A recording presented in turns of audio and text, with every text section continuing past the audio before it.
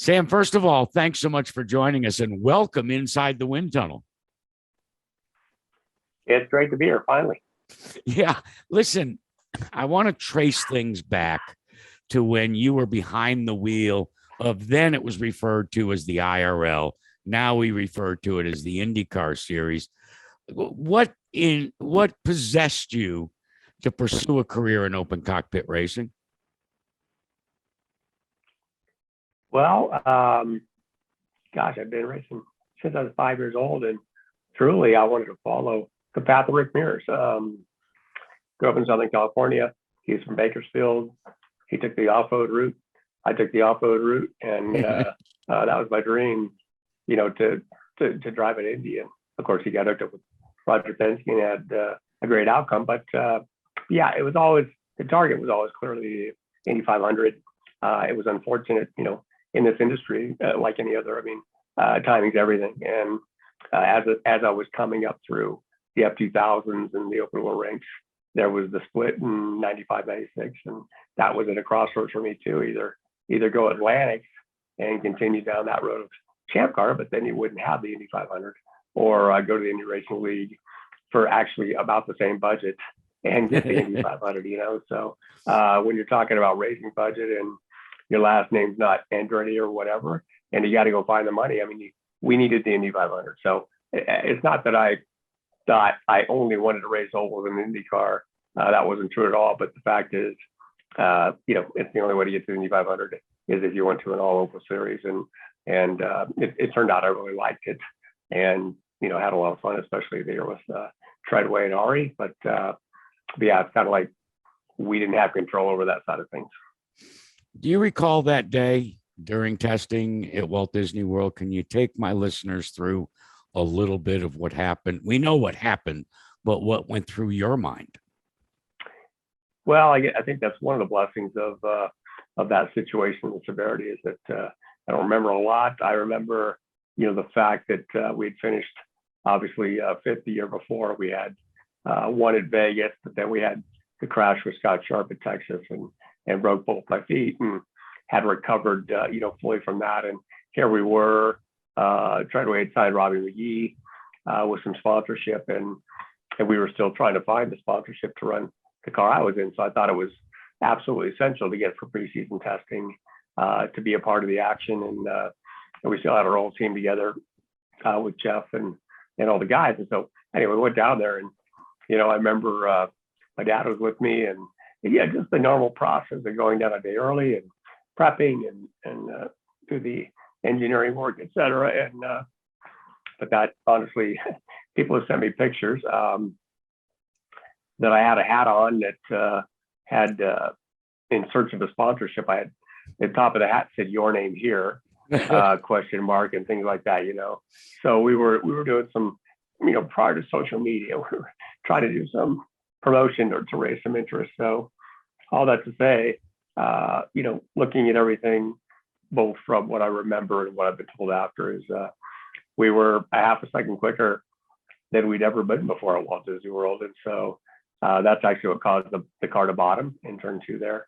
And the bit of the funky shape that had, in the angle that corner came off, it was just a weird, perfect, ugly storm where we backed it at a certain angle, and it, and blew apart the C3, C4. Of course, that was all pre Hans device, et cetera, as well. But backing in, I don't think the Hans device would have any, positive effect towards that injury anyway. But we, unfortunately from that learned a lot about seat construction and combined with headrest construction. And they went on to change a lot of things after that. But yeah, knocked unconscious, couldn't breathe, flew to air flighted to Orlando there, trauma center, level 1 trauma center. And again, if that is not a serious sanctioned test, then the IRL safety crew is not there, the helicopter is not there, I'm probably dead, So all of those things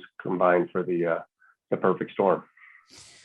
And after that fact, you successfully have divided your energies and your passions. One, I like to say, for the betterment of mankind, and two, to feed your need for speed and still be involved in the world of IndyCar racing?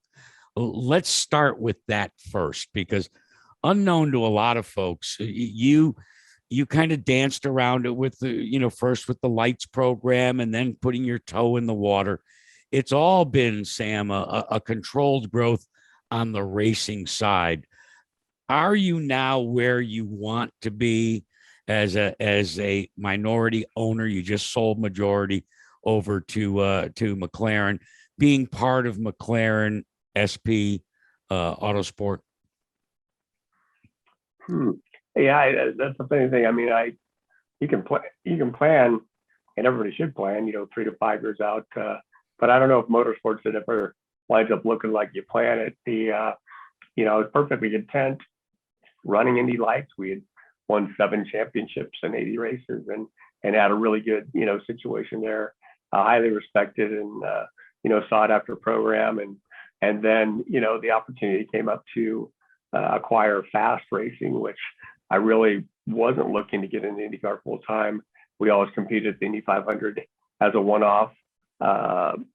Obviously, next to impossible to win in that situation, but we enjoyed it, and it kind of satisfied that need to run Indy. But then Fast was a unique opportunity. There were several people on that team that I'd worked with before and respected. There was a pile of equipment that had 1 year left on it, and really a turnkey thing with Rob Edwards, who highly respect, and it came with a year's worth of sponsorship. So here's the ultimate opportunity to try an IndyCar team for a year.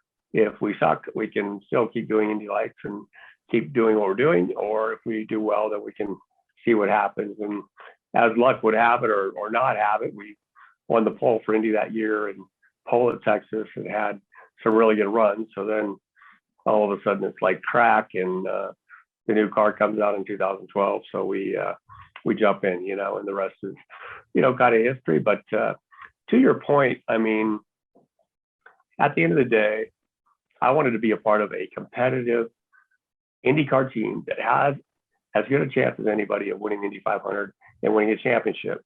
And at the end of the day, that just takes a ton of resources. In a previous life, I could jump on a plane and be in New York for a meeting tomorrow if requested. And now, unfortunately, everything has to be plane. So it's not that easy. We have had, I think, a tremendous amount of success with the program, with Aero, Lucas Oil, and a number of our long-term sponsors. But, drivers are starting to get paid more, as they should. Everybody in the industry is making good money. So all that to say, this beast takes money, and I think Zach is kind of world renowned for being a great marketer and a partner person. So having known him as long as I had, having known he's going to be at McLaren for quite some time, McLaren itself is an iconic brand to be associated with. Their automotive division sells a lot of cars in the U.S. It just made sense. Plus, the last 2 years, we've had a partnership on the commercial side, on the technical side. Mm-hmm. And if that hadn't gone as smooth as it has, then we wouldn't have done it. But it was, call it an engagement period, call it whatever you like. But that whole integration has gone very well, combined with the fact that I really want this team to survive, long past me.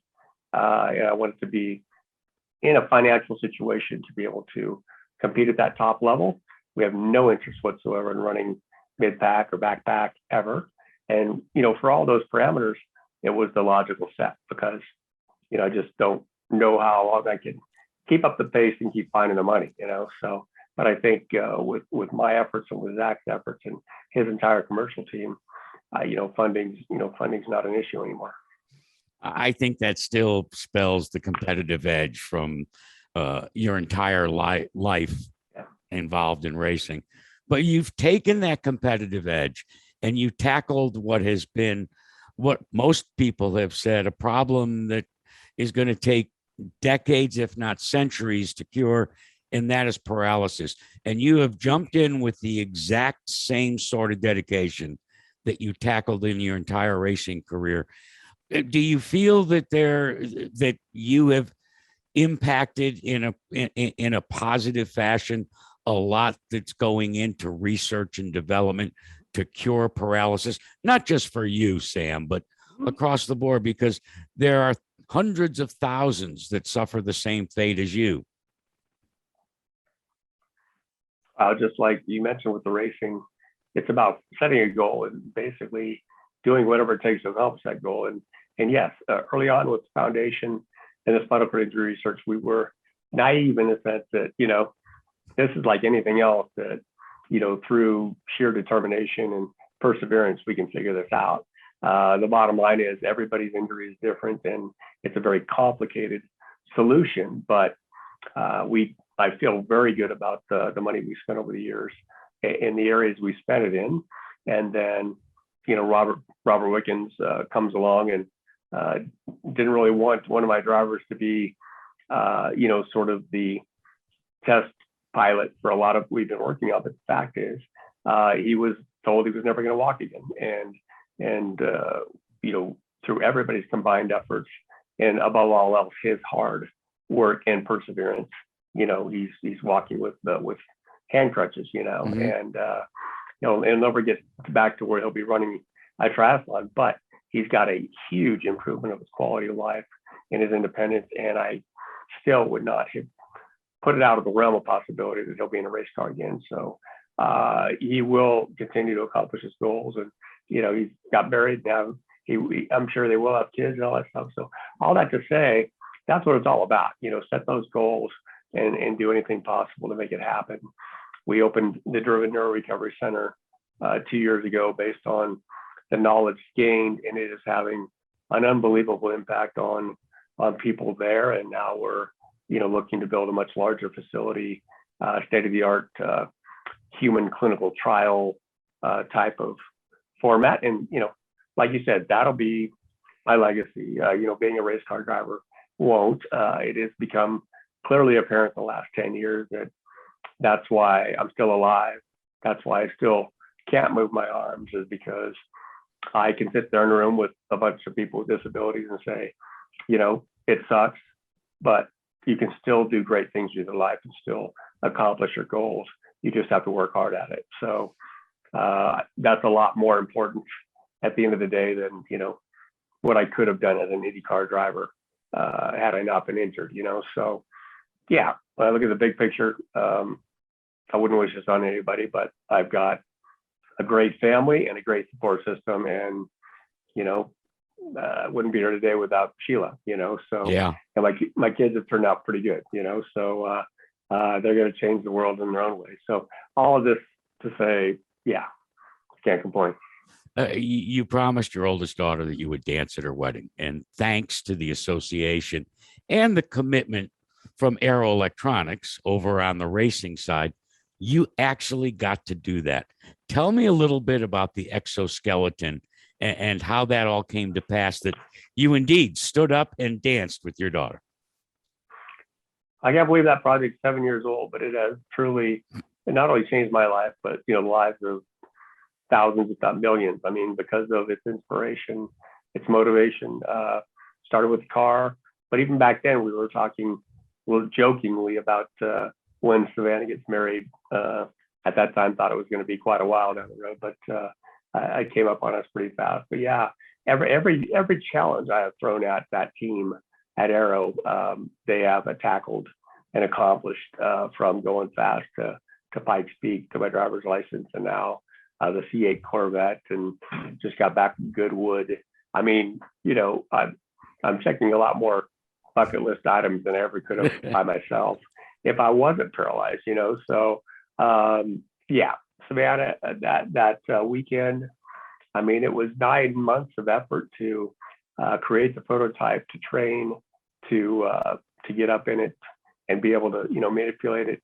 I still have to be balanced, because it was such a short time frame, but they have taken on a challenge, and they're going to try and eliminate having anybody, have to hold me up. So that's sort of 2.0 is their goal.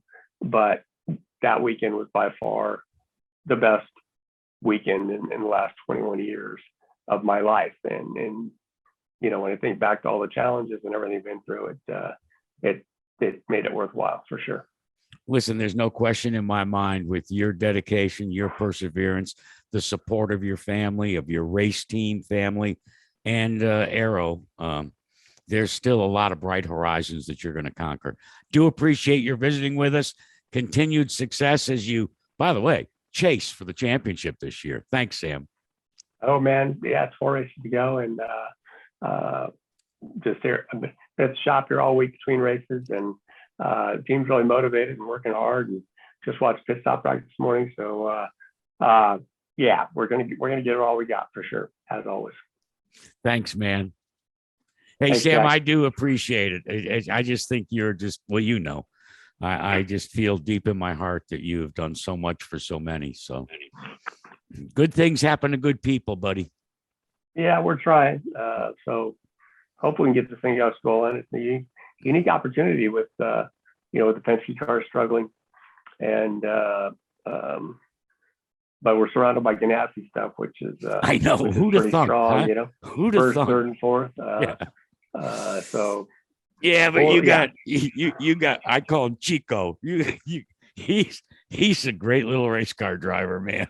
oh man, he's special for sure. So He is. we Hold got to on to continue him. to give him good pit stops and stuff. So You'll be all right. all right, brother. All right, Thank brother. you. Thank you.